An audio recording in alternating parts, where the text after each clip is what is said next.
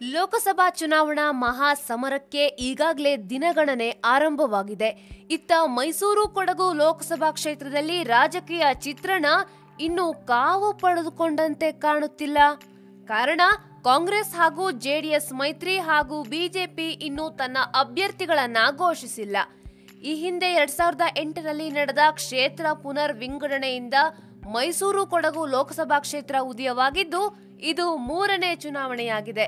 ಮೈಸೂರು ಕೊಡಗು ಲೋಕಸಭಾ ಕ್ಷೇತ್ರದ ವ್ಯಾಪ್ತಿಗೆ ಮೈಸೂರು ಜಿಲ್ಲೆ, ಚಾಮುಂಡೇಶ್ವರಿ, ಕೃಷ್ಣರಾಜ ಚಾಮರಾಜ, ನರಸಿಂಹರಾಜ, ಹುಣಸೂರು, ಪಿರಿಯಾಪಟ್ಟಣ, ಕೊಡಗು ಜಿಲ್ಲೆಯ ವಿರಾಜಪೇಟೆ, ಮಡಿಕೇರಿ ವಿಧಾನಸಭಾ ಕ್ಷೇತ್ರಗಳು ಕೂಡ ಸೇರಿಕೊಂಡಿವೆ.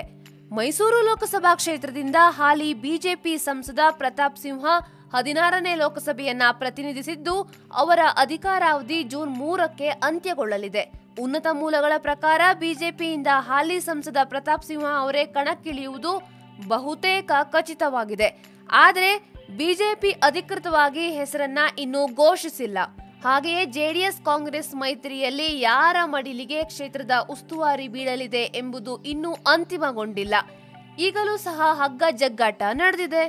ಕಾಂಗ್ರೆಸ್ ಮೈಸೂರು ಲೋಕಸಭಾ ಕ್ಷೇತ್ರಕ್ಕೆ ಪಟ್ಟು ಹಿಡಿದಿದ್ದು ಈ ಹಿಂದೆ ಮೈಸೂರು ಇಲ್ಲವೇ ತುಮಕೂರು ಲೋಕಸಭಾ ಕ್ಷೇತ್ರವನ್ನ ತನಗೆ ಬಿಟ್ಟುಕೊಡುವಂತೆ ಕಾಂಗ್ರೆಸ್ ಹೇಳಿಕೊಂಡಿದೆ.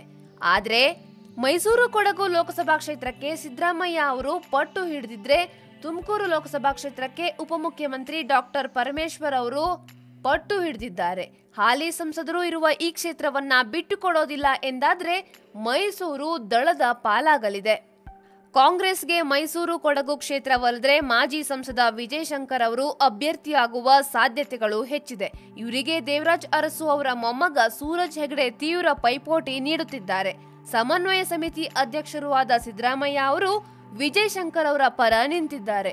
ಉಳಿದಂತೆ ಜಿಲ್ಲಾ ಕಾಂಗ್ರೆಸ್ ಅಧ್ಯಕ್ಷ ವಿಜಯ್ ಕುಮಾರ್, ಮಾಜಿ ಶಾಸಕ ವಾಸು, ಕಾಂಗ್ರೆಸ್ ವಕ್ತಾರ ಬ್ರಿಜೇಶ್ ಕಾಳಪ್ಪ, ನಗರ ಕಾಂಗ್ರೆಸ್ ಮಾಜಿ ಅಧ್ಯಕ್ಷ ದಾನೇಗೌಡ, ಕೆಪಿಸಿಸಿ ವಕ್ತಾರ ಲಕ್ಷ್ಮಣ್ ಅವರು ತಮ್ಮ ಪ್ರಯತ್ನಗಳನ್ನ ಮುಂದುವರೆಸಿದ್ದಾರೆ.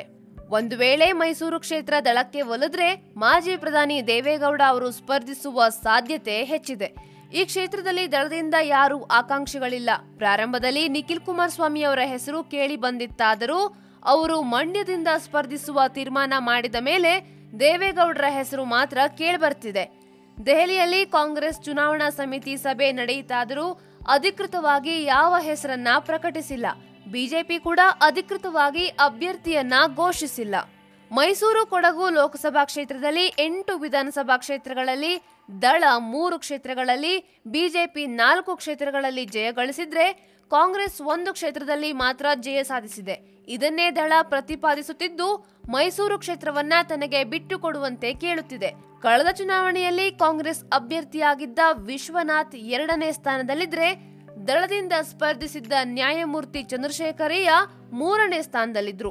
ಬದಲಾದ ರಾಜಕೀಯ ಪರಿಸ್ಥಿತಿಯಲ್ಲಿ ವಿಶ್ವನಾಥ್ ಅವರು ದಳ ಸೇರಿ ಶಾಸಕರಾಗಿದ್ದಲ್ಲದೆ ರಾಜ್ಯಾಧ್ಯಕ್ಷರು ಕೂಡ ಆಗಿದ್ದಾರೆ.